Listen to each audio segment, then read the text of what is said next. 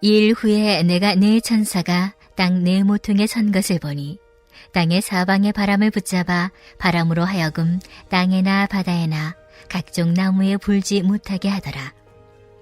또 봄에 다른 천사가 살아계신 하나님의 인을 가지고 해 돋는 데로부터 올라와서 땅과 바다를 해롭게 할 권세를 받은 네 천사를 향하여 큰 소리로 외쳐 이르되 우리가 우리 하나님의 종들의 이마에 인치기까지 땅이나 바다나 나무들을 해하지 말라 하더라.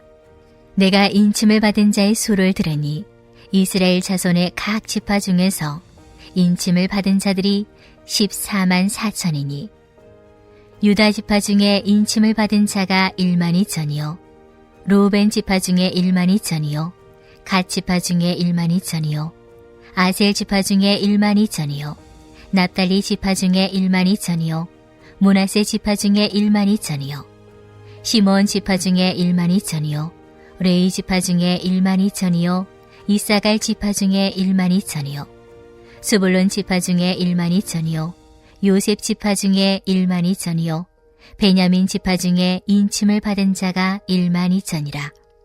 할렐루야.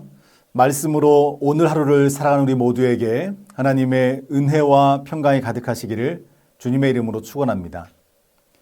요한계시록은 당시 편지의 수신자였던 7교회뿐만 아니라 최후 심판의 때와 오늘을 살아가고 있는 우리 모두에게 전해주시는 시간과 공간을 초월한 하나님의 약속의 말씀입니다.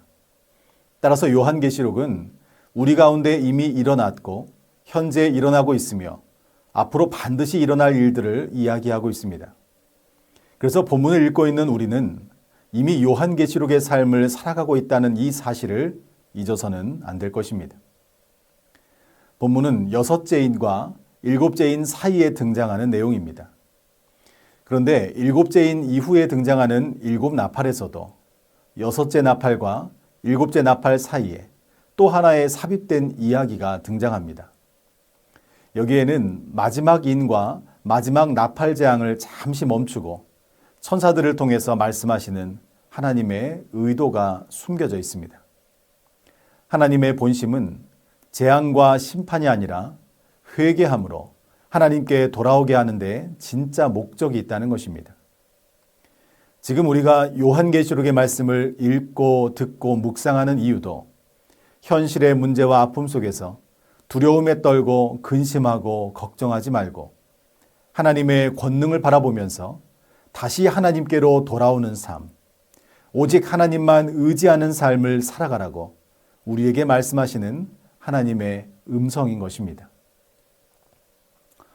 사실 우리가 읽은 본문 7장의 말씀은 요한계시록 6장 17절에서 이야기했던 진노의 큰 날이 이르렀으니 누가 능히 서리요? 라는 이 물음에 대한 대답으로 시작하고 있습니다.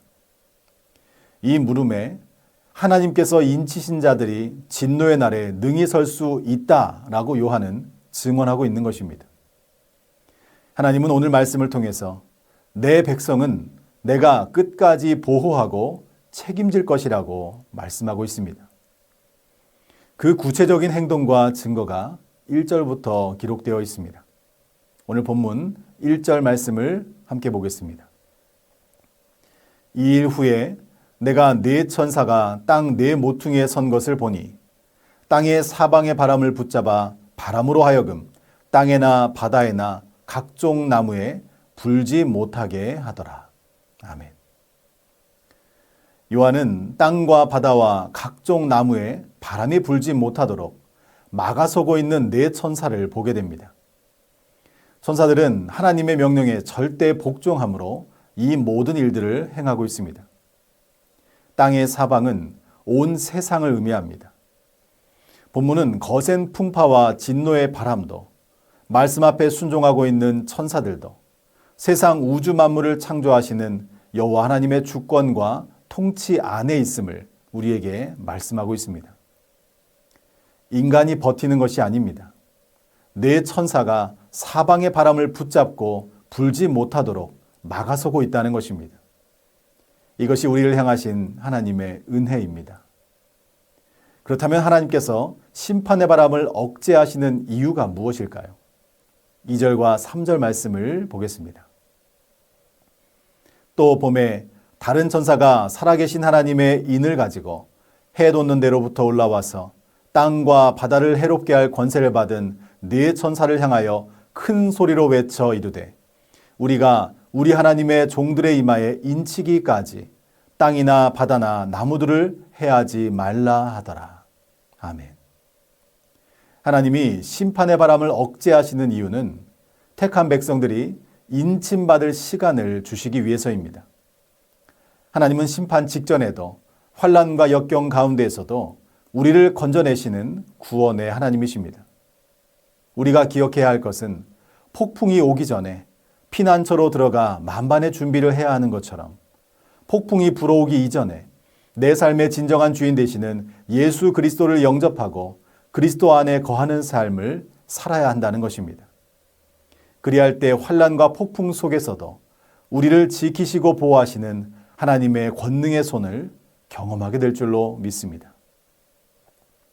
인을 친다는 것은 쉽게 말해서 도장을 찍어서 표시하는 것입니다. 이것은 내가 누구인지를 증명하는 것이며 나의 소유를 구별하는 것입니다. 그렇기 때문에 인을 친다는 것은 소유된 내 것을 확정하고 보호하겠다는 다짐의 표시이기도 하고 내가 한 모든 말을 반드시 지키겠다는 약속을 의미하는 것입니다.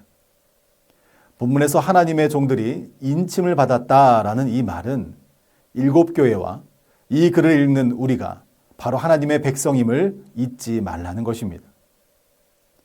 본문에서 땅이나 바다나 나무들을 해하지 못하게 막아주신다라고 말씀합니다.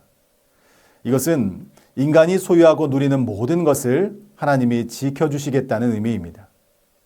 심판과 재앙의 목적은 하나님의 백성들이 깨닫고 회개하여서 구원의 인침을 받는 것이라고 했습니다. 그때까지 하나님은 우리의 소유까지도 보호해 주신다고 약속하고 있습니다. 우리는 보통 우리의 소유물을 지켜주신다는 것에 아멘이라고 고백을 합니다. 그러나 우리가 더욱 기뻐해야 하는 것은 하나님께서 나를 끝까지 책임져 주시겠다는 말씀 앞에 우리는 아멘이라고 고백할 수 있어야 합니다. 우리를 지키시고 보호하시는 이유는 우리가 가지고 있는 소유가 중요해서가 아닙니다. 바로 저와 여러분이 하나님께서 친히 택하신 족속이요, 왕같은 제사장이요, 거룩한 나라요, 그의 소유가 된 백성이 되었기 때문입니다. 하나님께서 가장 소중하게 여기시는 한 영혼이 바로 저와 여러분이기 때문에 하나님의 소유된 우리를 끝까지 보호하시겠다고 약속하고 있는 것입니다. 이처럼 성경에서 인을 친다는 것은 하나님의 소유권과 보호를 상징하는 것입니다. 그렇다면 인침받는 사람은 누구입니까? 4절 말씀을 보겠습니다.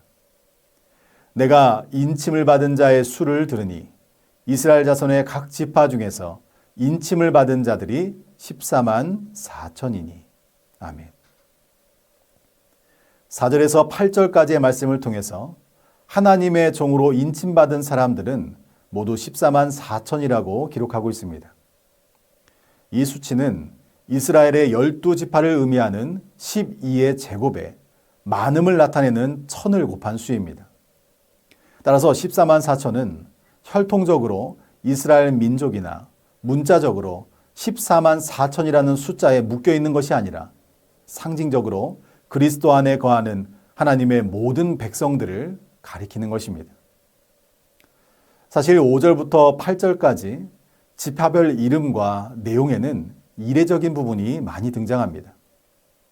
각 지파의 순서가 루벤이 아닌 유다 지파로 시작한다는 점, 단 지파와 에브라임 지파는 생략되었으며 요셉의 이름이 등장한다는 점입니다. 또한 민수기에 기록된 것처럼 영적 군대의 수를 상징적으로 드러내고 있다는 점과 유대인뿐만 아니라 이방 민족과 온 교회에 본문이 읽혀지고 있다는 점입니다. 여러 가지 이론과 학설을 다 뒤로 하고 확실한 것 한 가지가 있습니다. 이들 모두는 하나님께서 택하시고 보호하시는 하나님의 백성이라는 것입니다. 오직 하나님에 의해서 보호되고 보존되며 하나님의 인도하심과 보호하심을 통해서 환난을 통과하여 결국에는 구원을 받는다는 것입니다. 몇몇 이단들은 14만 4천이라는 숫자가 자신들을 배타적으로 상징하고 있다라고 주장합니다. 그러나 성경 전체는 우리를 택하신 이가 여호와이시며 구원의 은혜는 한계가 없음을 명확히 선포하고 있습니다. 구원은 예수님을 주님으로 고백하는 모든 이에게 주어지는 은혜로운 선물임을 기억하시기 바랍니다. 이미 우리 모두는 하나님의 소유가 되었음을 감사하면서 찬양으로 화답하는 거룩한 인생이 되시기를 축복합니다. 따라서 십자가를 지신 예수님만을 구원의 주님으로 고백하는 자, 궁일한 마음으로 영혼권을 위하여 세상을 품고 나아가는 자, 하나님의 말씀을 기준 삼아 오늘을 살아내는 자, 이들이 성령으로 인침받은 하나님의 백성인 것입니다. 이들은 세상의 우상과 욕망을 단호히 거절하는 사람들입니다. 박해와 고난 속에서도 하나님의 인도하심을 바라보며 인내하고 견뎌내는 사람들입니다. 놀라운 사실은 하나님께서 지금 저와 여러분을 인침받은 하나님의 백성으로 삼아주셨다는 것입니다. 이 사실을 이성적 판단이 아니라 성령의 은혜로 말미암아 심령 깊숙이 믿으시기를 주님의 이름으로 축원합니다. 심판을 이기는 것은 우리의 능력이 아니라 하나님께서 지켜주시는 은혜로 이겨내는 것입니다. 하나님의 관심은 우리가 가지고 있는 소유가 아니라 바로 우리 자신입니다. 하나님의 소유가 되었고 하나님의 자녀인 저와 여러분을 지키는 것이 하나님의 사랑의 방법이라는 것입니다. 따라서 그리스도인인 우리가 고통의 현실 속에서도 좌절하고 낭망하지 않는 이유는 여호와 하나님이 우리를 끝까지 지키시고 보호하심을 믿기 때문입니다. 최근 소천하신 팀 켈러 목사님과 존 파이퍼 목사님이 이런 대화를 나누었다고 합니다. 팀 켈러 목사님은 자신의 죽음을 앞두고 자신에게 가장 위로가 되는 말씀이 있었다라고 이야기합니다. 그것은 예수님께서 제자들 둘씩 짝을 지어 전도하러 내보내시고 이제 그들이 돌아와서 전도 보고를 하는 장면이었다는 것입니다. 누가복음 10장에 보면 제자들은 주의 이름으로 귀신들이 쫓겨가는 이적과 기사를 이야기하기 시작합니다. 그런데 팀 켈러 목사님은 병고침과 귀신 축출이 은혜가 되는 것이 아니라 예수님께서 말씀하신 누가복음 10장 20절 말씀이 큰 위로가 되었다는 것입니다. 예수님께서 이렇게 말씀하십니다. 그러나 귀신들이 너희에게 항복하는 것으로 기뻐하지 말고 너희 이름이 하늘에 기록된 것으로 기뻐하라 라는 말씀이었습니다. 표적과 기사가 위로가 되는 것이 아니라 하나님이 내 이름을 아시고 내 이름을 하늘나라에 기록하셨다라는 이 사실이 너무나 큰 위로가 되셨다는 것입니다. 죽음 앞에서 인간은 누구나 기적을 바랍니다. 그러나 기적보다 더 기쁜 일은 하나님이 우리를 기억하시고 우리의 이름을 생명책에 기록하셨다는 사실입니다. 우리의 업적이 아니라 우리 존재 자체를 하나님은 끝까지 책임지신다라고 약속하고 계십니다. 사랑하는 전주한대교회 성도 여러분, 하나님의 백성은 하나님께서 끝까지 보호하시고 책임지십니다. 답답했던 상황이 풀리고 간절한 기도가 응답되는 것도 물론 기쁜 일입니다. 그러나 진정한 기쁨, 그 무엇과도 바꿀 수 없는 놀라운 은혜는 내가 예수님 믿고 구원받았다는 사실이요. 하나님께서 내 이름을 아시고 생명책에 기록해 주시는 놀라운 은혜와 사랑을 내가 지금 누리고 있다는 이 사실을 우리는 결코 잊어서는 안 될 것입니다. 바라기는 우리를 택하시고 우리를 자녀 삼아 주신 하나님의 은혜에 감사하며 담대한 믿음으로 구원의 은혜를 누리며 오늘을 살아가는 저와 여러분 모두가 되시기를 주님의 이름으로 간절히 축원합니다.